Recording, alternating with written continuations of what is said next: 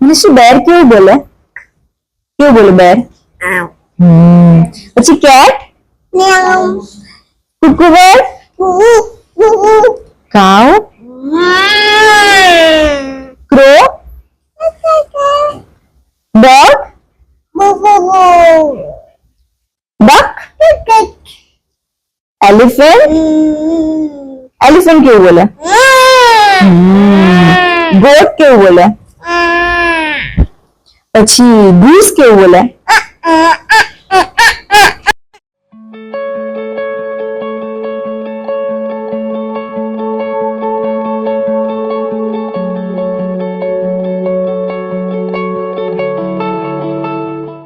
જે ઉંમરે બાળક ચાલતા અને બોલતા માંડ શીખતું હોય તે સમયે જો વર્લ્ડ રેકોર્ડ બની જાય તો તે વાત આશ્ચર્યચકિત કરી દે તેવી વાત છે.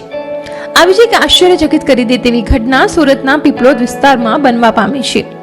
15 મહિનાની મનશ્રી રાવલે વર્લ્ડ વાઇડ વર્લ્ડ રેકોર્ડમાં પોતાનું નામ નોંધાવ્યું છે. તેણે 87 સેકન્ડમાં 20 પક્ષીઓ અને પ્રાણીઓના અવાજની મિમિક્રી કરીને વર્લ્ડ રેકોર્ડ બનાવ્યો છે. મહત્વનું છે કે બાળક જ્યારે નાનું હોય ત્યારે ખૂબ જ મૂડી હોય છે અને તેમાં પણ જો તે ચાલતું થઈ જાય તો તેને એક જગ્યાએ બેસાડવું ખૂબ જ મુશ્કેલ ભર્યું કામ હોય છે. ત્યારે મનશ્રી સાથે પણ કંઈક આવું જ છે.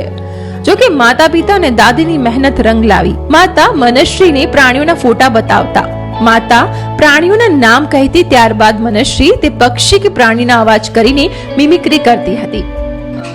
મારું નામ જાનકી રાવલ છે.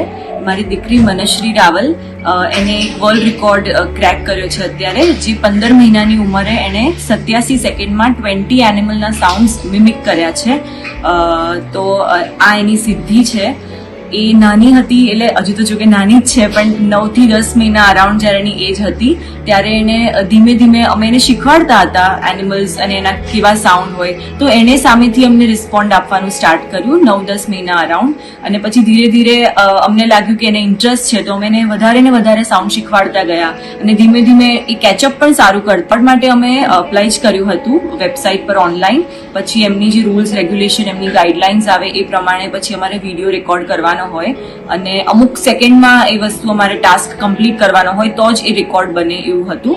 પછી અમે 20 એનિમલ્સ, એકચ્યુઅલી એ અરાઉન્ડ 25-26 કરતી હતી, પણ જ્યારે ઇન્ટરનેશનલી અમે અપ્લાય કર્યું તો જ્યારે ત્યાં આપણે જે નેટિવ લેંગ્વેજમાં શીખવાડ્યા હતા એના નહીં ત્યાંથી અપ્રૂવ થયા. એઝ એક્ઝામ્પલ આપણે કહીએ મંકી બોલે તો હુપ હુપ કહીએ, પણ એ બધા actually that is not the sound of monkey, તો એનો અપ્રૂવ નહીં થયા. તો જે 20 એક્ઝેક્ટ એનિમલ સાઉન્ડ્સ છે ત્યાંથી એ અપ્રૂવ થયા અને એને રેકોર્ડ. તો એવું છે, અમારા ઘરની આજુબાજુ ઘણા બધા બર્ડ્સ આવે છે અમારી સોસાયટીમાં પણ. તો સવારે રોજ એના દાદી સાથે જેવી ઉઠે એટલે બહાર બાલ્કનીમાં જાય અને એના દાદી એને બધા બર્ડ્સ બતાવે, દરેક બર્ડ કેવું બોલે એને કહેતા. બસ આપણે રમાડીએ તો કેવી રીતે બાળકને કહીએ એવી રીતે કહેતા અને ધીમે ધીમે સમહાવ એને રિસ્પોન્ડ કરવાનું સ્ટાર્ટ કર્યું. એટલે જ્યારે એ ક્રોને જોવે તો એને ક્રો એવું બોલતા નહીં આવડે, પણ એ ક્રોનો સાઉન્ડ કરીને કહે કે ઓકે એને ક્રો દેખાયો, તો એ કા કરે. એટલે અમને આઈડિયા આવી કે દરેક એનિમલને એના સાઉન્ડથી ઓળખે છે. ત્યારે 87 સેકન્ડમાં તેને 20 પ્રાણી પક્ષીઓની મિમિક્રી કરીને આ રેકોર્ડ પોતાના નામે કર્યો છે. 15 મહિનાની મનશ્રીને જોઈને કોઈને વિશ્વાસ થશે નહીં કે તેને વર્લ્ડ રેકોર્ડમાં અનોખો રેકોર્ડ બનાવ્યો છે. ત્યારે આ અંગે માતા જાનકી રાવલ જણાવે છે કે મનશ્રી જ્યારે 9-10 મહિનાની હતી ત્યારથી પ્રાણીઓના અવાજ કાઢતી હતી. ત્યારે અમને ખબર પડી કે તે પશુ પક્ષીઓના નામ ભલે ન લઈ શકે, પરંતુ તે અવાજથી દરેકને ઓળખે છે. અમે જે સોસાયટીમાં રહીએ છીએ ત્યાં અનેક પક્ષીઓ અને પ્રાણીઓ આવતા હોય છે.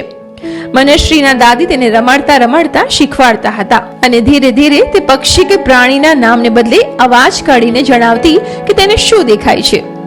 ત્યારે અમને ખબર પડી કે એ દરેક પ્રાણીઓને તેમના અવાજ થકી ઓળખે છે. અહીં મહત્વનું છે કે મનશ્રીના માતા અને દાદી બંને શિક્ષક છે, આથી બાળકીમાં ગુણ ઉતરવા સ્વાભાવિક છે. પરંતુ આટલી નાની ઉંમરમાં આટલી સમજણ લોકોને આશ્ચર્ય પમાડી રહી છે.